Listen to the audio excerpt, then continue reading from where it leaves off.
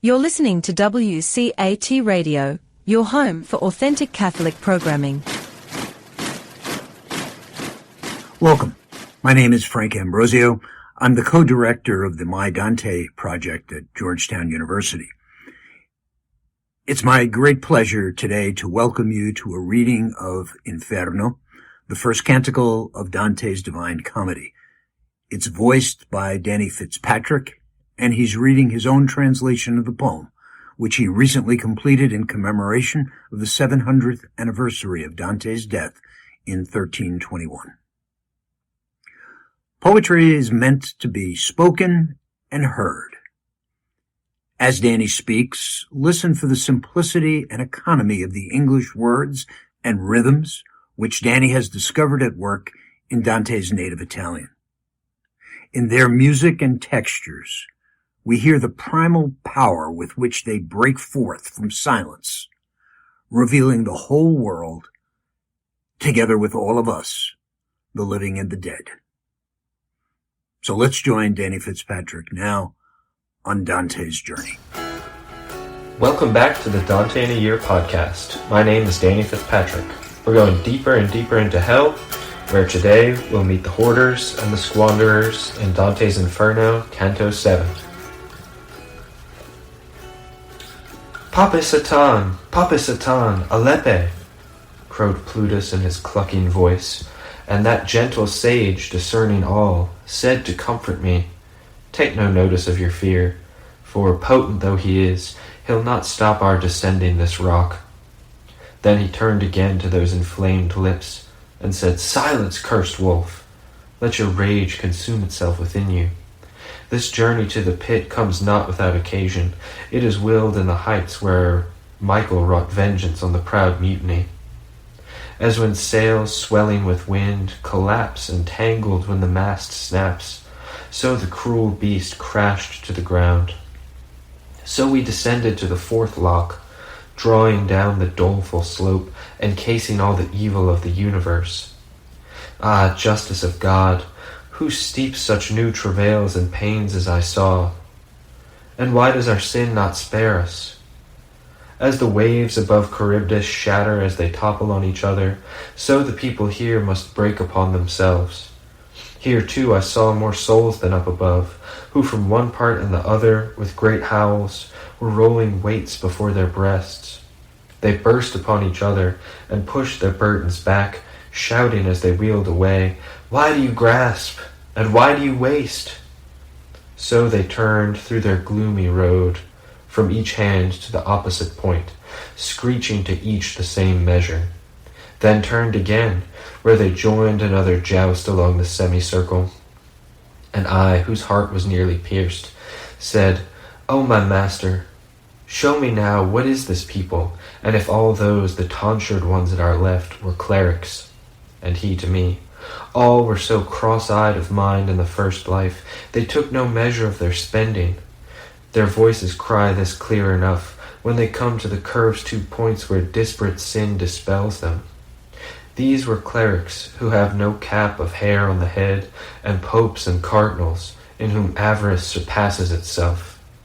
And I, Master, among such as these I ought well recognize a few at least, who were immersed in these contestant evils." And he to me, "You assemble an empty thought. The undiscerning life that soiled them now darkens them to any recognition. To eternity these two will come to clash. These will resurge from the sepulchre with closed fists, and with their coarse hair cropped. Their giving and the grasping have torn their lovely world away, and put them to this scuffle. As for that, I'll preen no pretty words. Now you can see, my son, the brief bluff of the goods we commit to fortune, for which the human race rebuffs itself. For all the gold there is below the moon, and ever was, could never give repose to one of these worn souls. O master, I said, tell me now as well, this fortune on which you touch, what is it that holds the good of the world in its branches? And he to me, O silly creatures, what ignorance it is that confronts you. I wish you'd imbibe my sentence against her. The one whose wisdom transcends all made the heavens and gave them guides, that every part should shine on each other, equally distributing the light. Likewise for the worldly splendors he ordained a general minister and guide, who at times transmutes these vain goods from people to people, and from one to another blood, above the defense of human sense, for which one people rules and another languishes, following from her judgment, which is hidden as a snake in the grass. Your wisdom can't contend with her. She foresees, she judges, and she pursues her reign as all the other gods.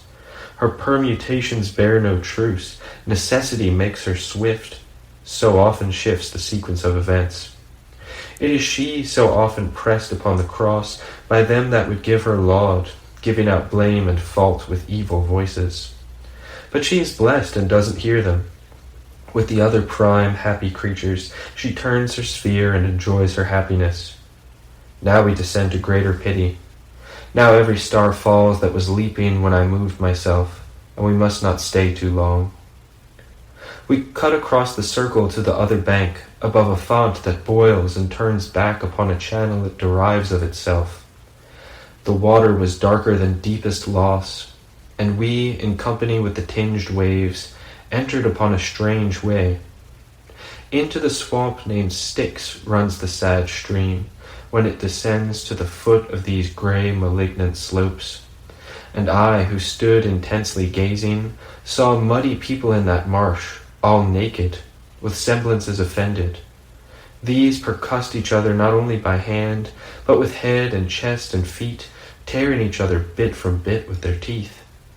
The good master said, "Son, now you see the souls of them that anger conquered. And I wish you to know for certain, too, that below the water are people sighing, and they make the water teem at the surface, as the eye will tell you when they breathe. Fixed in the mud, they say, we were sad in the sweet air that exalts in the sun, bearing within us acedia's fume.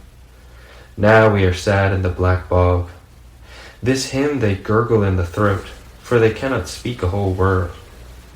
So we wound down the stinking mess in a great arc, between the dry bank and the marsh, with eyes turned to them gulping filth. We came to the foot of the tower in the end."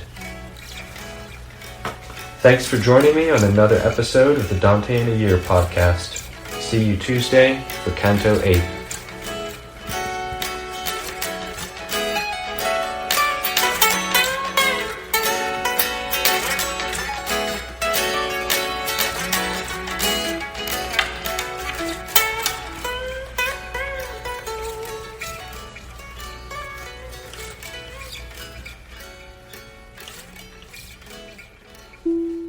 Hello, God's beloved.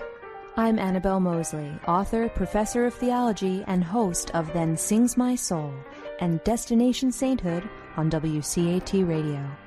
I invite you to listen in and find inspiration along this sacred journey we're traveling together to make our lives a masterpiece and, with God's grace, become saints. Join me, Annabelle Mosley, for Then Sings My Soul and Destination Sainthood on WCAT Radio. God bless you. Remember, you're never alone. God is always with you.